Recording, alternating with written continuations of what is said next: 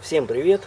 Harduse тестирование коллаборейшена фирмы BAK с фирмой TOPS тактического складного ножа под названием BAK TOPS CSART. Эта аббревиатура означает Combat Search and Rescue Team, то есть боевая команда по поиску и спасению. Посмотрим на него, как он в работе. Нож абсолютно новый. Проверка остроты.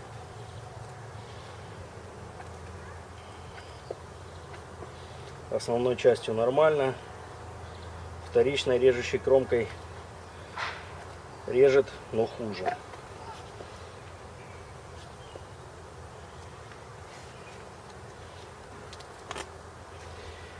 Нож имеет интересную сталь, редкую в наше время ATS 34. Ну, поехали.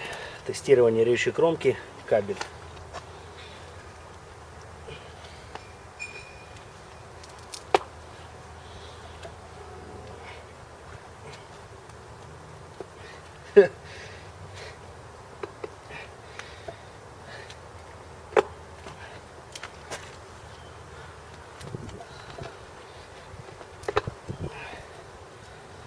Очень плохо, просто очень плохо прорезает кабель.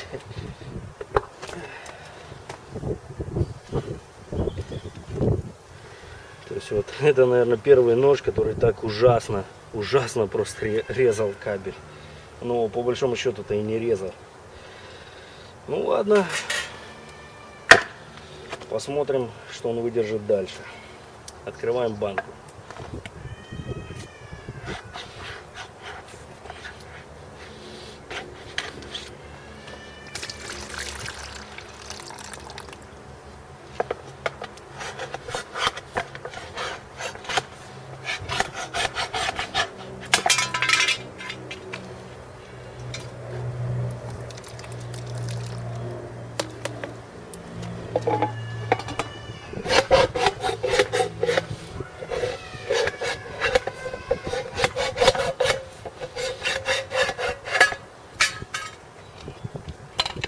Ну, банку он резал уже гораздо веселей, хоть и очень так криво, то есть вот, не знаю, вот как он резал, то есть он не шел по кругу, но тем не менее на режущей кромке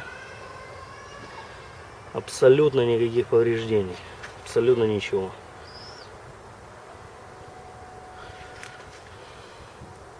Я не знаю, даже засветов не появилось. Надо проверить паракорд. Да. Паракорд он уже не прорезает. Хотя... Не, прорезает. Очень острый нож остался. Я даже не ожидал. Интересно. Ну что ж, продолжаем строгание алюминия.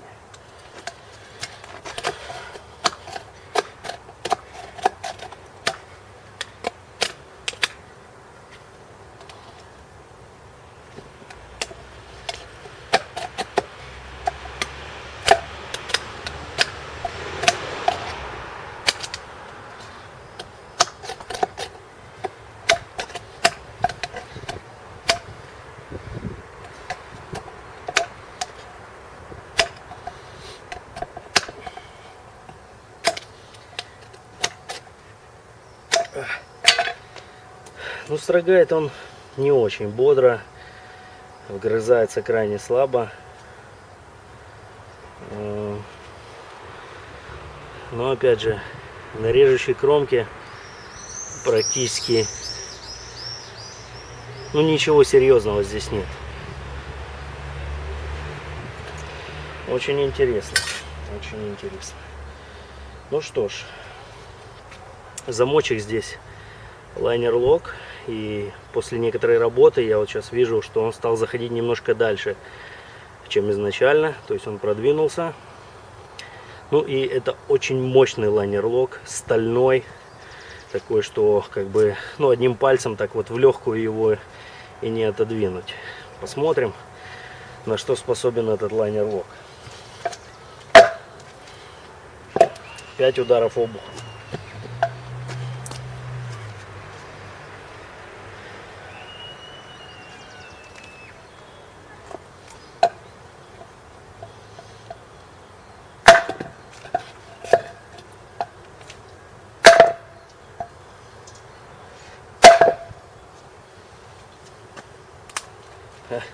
После 3 ударов замочек зашел еще дальше, но держится.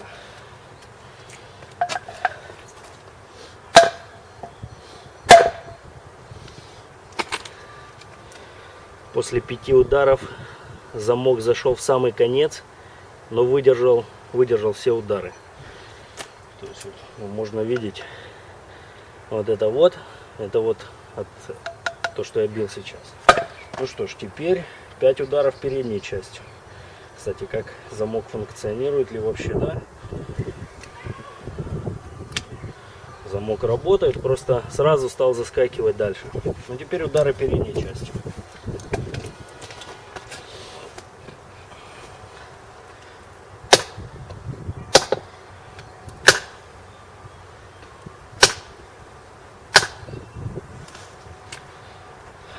Пять ударов. Интересный момент. Я хочу это показать. Пошла деформация на лайнере. Там вот внутри клинок. Вот, наверное, можно видеть. Клинок вмял лайнер. И лайнер так начал изгибаться. И вон там вот такое место, где он прям поднял металл. Клиночек поднял металл. Но замок держит. Появился небольшой вертикальный люфт. Так, ну и лайнер уже погнулся так, что пальцем я его отогнуть не могу. Он просто завернут вверх и все. Ну продолжим наши тесты. Пробивание металла 0,8 мм.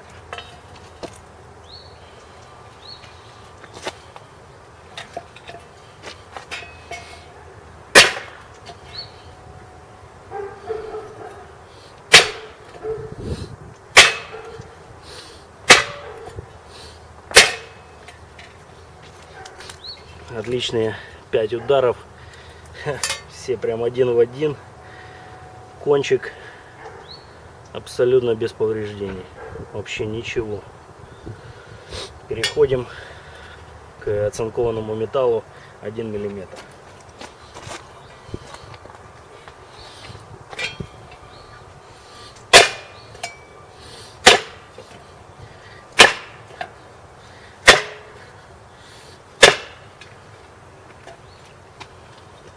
Опять же 5 ударчиков. Вау, кончику вообще ничего. То есть, ну, я знал, что АТС-34 это какой-то аналог 440C, но, блин, эта сталь держится просто отлично. Вау. Нержавеющая сталь 1 мм.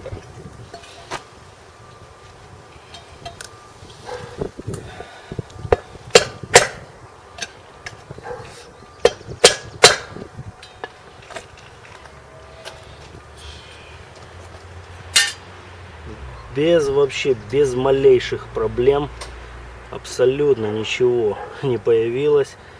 И вот сейчас я заметил, после пробивания металла и после реза банки, я уже уяснил для себя, что у этого танто, у этой формы, этого клинка просто какая-то ужасающая пробивная способность. Он невероятно пробивает вещи. Ну что ж, переходим к ковырянию древесины.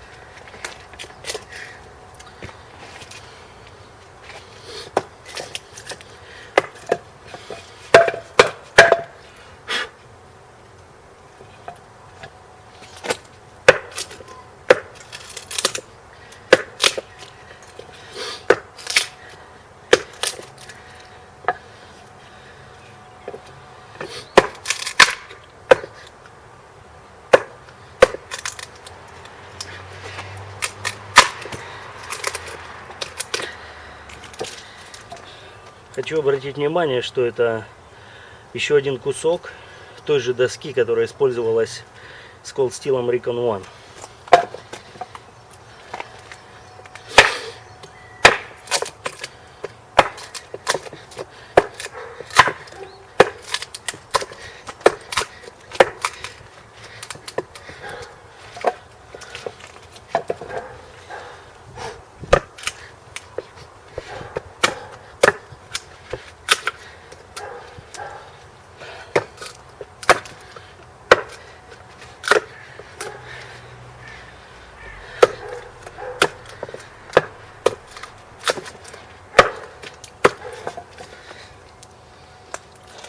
Ну что ж, я думаю, довольно наглядно. Прочность кончика показала себя. Никаких проблем нету с этой древесиной. И никаких проблем нету, когда нож имеет по-настоящему мощный кончик. Далее переходим к рубке.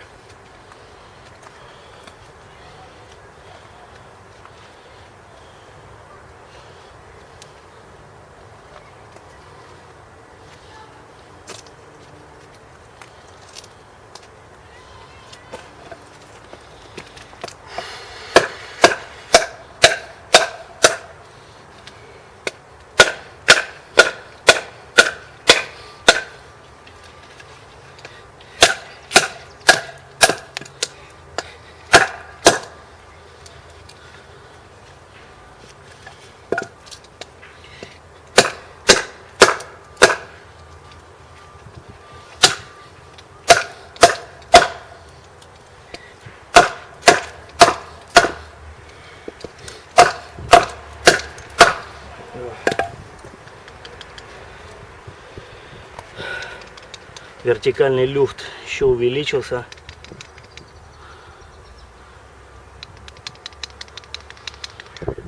Видимо, вот этот вот упорный штифт дает слабину. Но тем не менее, нож полностью рабочий. И финальная часть тестирования — это батонинг.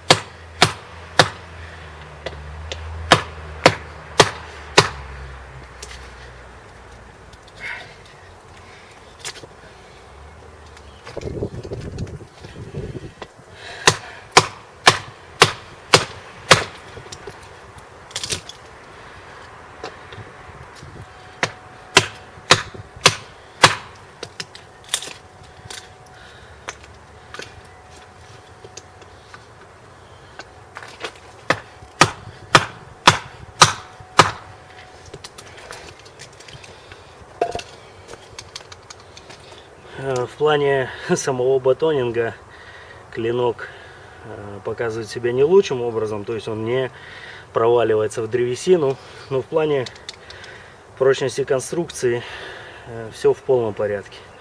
Люфт, да, есть люфт. Все, и кроме этого он абсолютно все выдержал. Особенно клинок. Это даже лучше, чем D2, наверное. Так, проверяем остроту. Режет паракорд. Просто жесть. На весу, естественно, тоже без малейших проблем. Вау, просто вау. Вот он, еще один тактический нож. Хороший тактический нож.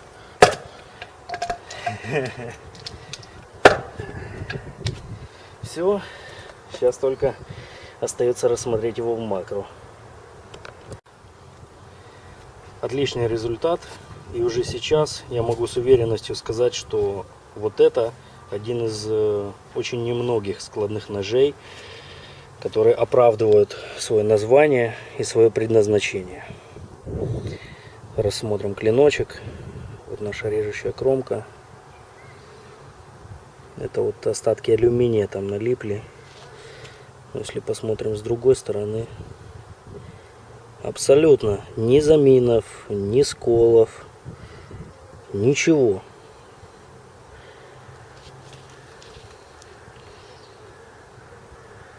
Просто поразительно. Сталь АТС-34. Ну и не нужно забывать, что закалочка здесь от пола босса. Это тоже важный момент. Рукоять совершенно не пострадала. Все в порядке. Ну и теперь перейдем к единственной такой проблеме, которая появилась у этого ножа. Это вертикальный люфт. Смотрим на замочек. Мы видим, что пластина лайнера очень сильно выгнулась. Ее надо подгибать обратно. И у меня такое подозрение, что вот этот упорный штифт тоже немножко дал слабину. Но это уже можно будет увидеть только когда я начну чинить этот нож. Я практически уверен, что вернув лайнер в ровное состояние, этот нож просто будет полностью рабочим. Класс, класс. Все. Встретимся в небольшой заключительной части с моими выводами. Когда я начал разбирать этот нож, у меня промелькнула такая мысль, что чем-то он мне напоминает Benchmade Damas. Но вот после того, как я уже разобрал его и посмотрел, как все выглядит изнутри, я могу сказать, что, возможно, в некоторых формах самой рукояти он немного напоминает Адамас, но в плане своего устройства этот нож какой-то излишне сложный, и из-за этого он более слабый. Потому что чем больше наворачивают, это никогда не добавляет какой-то надежности ножа. Оно чем проще, тем надежнее. И в этом я убеждаюсь раз за разом. Ну а теперь давайте поделюсь с вами некоторыми моими такими неожиданными впечатлениями, которые я увидел, разобрав этот нож. Ну что ж, первое. Пройдемся по повреждениям.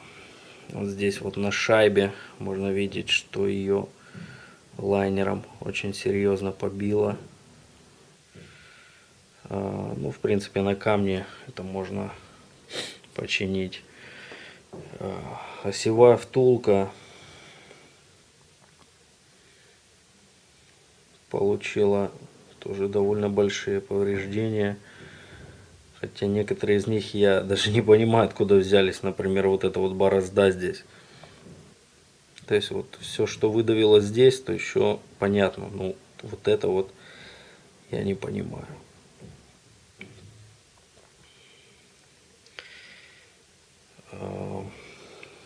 Упорный штифт, упорная втулка очень сильно пострадала. То есть вот как она выглядит.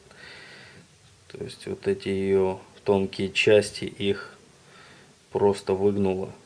Вот это вот, которая подлиннее, чуть поменьше, короткую, просто выломала в бок. На самой втулке тоже такие серьезные отметины. Ну и финалом всего стала конструкция вот этой вот рукояти. Можно видеть, что она сделана из такой вот стопки каких-то металлических пластин. Но что самое такое обидное и абсолютно мне непонятное, это вот то, что все эти пластины скреплены вот такими вот двумя втулками, которые расклепаны. Или, о чем я еще могу подумать, это то, что это два винта, которые закрутили и спилили их шляпки. То есть они намертво удерживают всю вот эту вот конструкцию.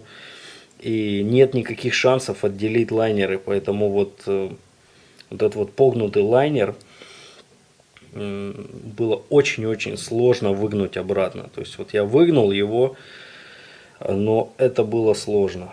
Туда никак не подлезть, и вот эта вот вся сталь, она какая-то жутко такая пружинистая, такая упругая, и это неприятно.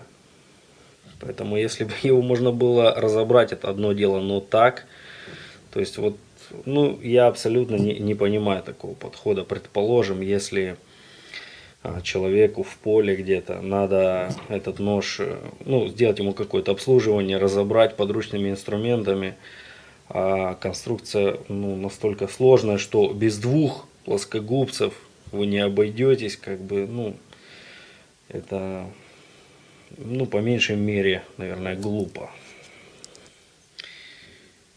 На клиночке, конечно, все нормально, тут без проблем. Вот. Как бы то ни было, у меня получилось отогнуть лайнер. Единственная проблема, которая остается, это, конечно же, вот эта втулка. Прям очень-очень сильно ее убило.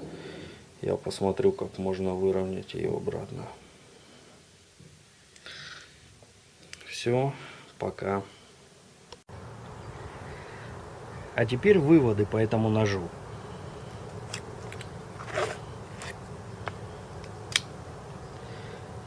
Вот так вот он выглядит сейчас.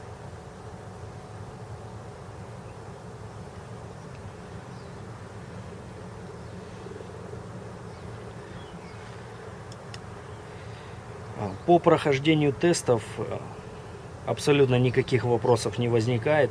Нож справился просто отлично. Единственное, что осталось обсудить, это мои личные наблюдения, которые я заметил во время ремонта этого ножа. Когда я разобрал этот нож, мне не понравилась внутренняя конструкция вот этой рукояти, потому что все вот эти пластины, они намертво склепаны между собой, и основное неудобство, которое это вызвало, это то, что мне было очень трудно выравнивать лайнер. Абсолютно никак было подобраться туда плоскогубцами и нормально захватить этот лайнер, чтобы его подогнуть. Поэтому я считаю, что я его, конечно, выгнул в обратную сторону, но мне кажется, недостаточно вернул его в изначальное положение. Тем не менее, лайнер удерживает клинок очень и очень уверенно. А с другой стороны, более приятный момент в этой конструкции — это то, что Ну, на данный момент я почти на 100% уверен, что все внутренние детали этой конструкции, все втулки, все винты этого ножа, вся эта фурнитура, она каленая. Все очень упругое, очень тяжело поддавалось какому-то выравниванию. Можно видеть, вот на лайнере осталось несколько таких вот микровмятин. И это все, то есть вот эти вот мизерные отметины, это все, что осталось от того, что я просто плоскогубцами со всей силы захватывал этот лайнер и выравнивал его в обратную сторону. Очень все твердое, такое пружинистое, очень мне понравилось это. Отдельно хочу сказать по стали. Я этот клинок пока что не затачивал, но тем не менее он от этого ничего не потерял, потому что сейчас вот абсолютно не притрагиваясь к этому клинку, вот как он есть после теста, я провожу ногтем по режущей кромке, и я не чувствую никаких повреждений. Вот то, что вы можете увидеть вот сейчас. Давайте попытаемся сфокусироваться. На режущей кромке есть небольшие остатки вот алюминия, который я строгал. А так вообще никаких засветов, ничего. И вот это вот клеймо АТС-34 от Пола Босса теперь имеет для меня особое значение. Я реально считаю Пола Босса гением в закалке. Сделать такое, это просто невероятно. Ну и последняя вещь, это вот эта упорная втулка, которая была очень сильно погнута, и, к сожалению, вот, видимо, из-за факта, что она каленая, и очень неудобно было ее как-то захватывать, в домашних условиях у меня не получилось выровнять ее на 100%. Я немножко ее подогнул, но не до конца. И на данный момент клиночек удерживается очень надежно, без никаких люфтов вообще ни в какую сторону. Но появилась проблема в виде того, что во время складывания клинок проваливается и своим кончиком вот там вот внутри бьет по спейсеру. Это можно услышать. Вот это вот такой металлический клац, он об этом говорит. Здесь так получилось, что втулочка немножко кривовата, и поэтому если я ее ставлю, ну вот, изгибом сюда, то она отлично фиксирует клинок. Все, это то, что мне важно. Но немножко бьет по спейсеру. Если бы я ее перевернул вот так вот, клинок бы перестал бить по спейсеру, потому что в сложенном положении эта втулка играет роль упора клинка. То есть, если бы я ее развернул, он бы перестал бить по спейсеру, но у меня бы появился небольшой вертикальный люфт, что мне очень-очень не нравилось. Это вот единственная вещь, которую мне не удалось исправить в домашних условиях. Ну, неприятно, конечно, но что поделать. На данный момент я уже связался с гарантийным сервисом фирмы БАК, и они обещали выслать мне новый упорный штифт.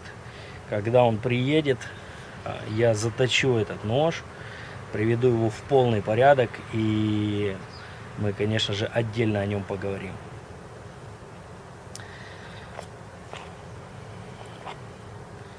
Но, опять же, повторюсь, что результаты просто поразительные. Этот нож удивил и, ну, показал, открыл какие-то новые горизонты, то, о чем я даже совершенно не мог подумать.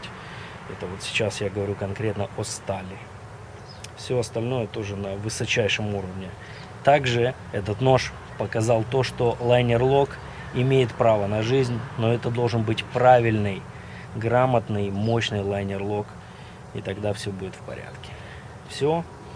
Спасибо за просмотр. Пока. Бай-бай.